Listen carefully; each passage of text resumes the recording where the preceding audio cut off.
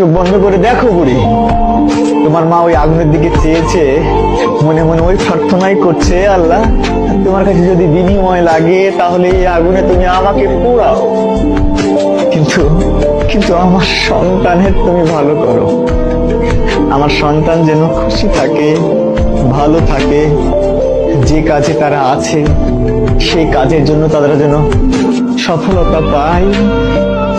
আর তুমি তুমি কি করছো?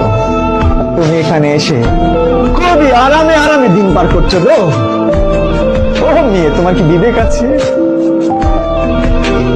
তোমার কি বিবেক আছে? তুমি কি একবারও তাদের এই কন্ট্রিবিউশনটাকে সামনে আনতে পেরেছো? কি বাবাকে ফোন দিতে চাইলা না? বাবার হার্ট অ্যাটাক করবে, ওই অনুভূতি তো আছে যে তোমার নিউজ, খারাপ নিউজ পেলে বাবা হার্ট অ্যাটাক করতে পারে। তাহলে কতটা যন্ত্রণা পেলে একটা মানুষ কলাপস করতে পারে, এই অনুভূতি আছে। কিন্তু নিজেকে সিরিয়াস করা যায় না যে 100% আমি আমাকে সম্পৃক্ত রাখলাম, এখন থেকে কোনোভাবেই এলোমেলো ভাবে সময় নষ্ট করব না।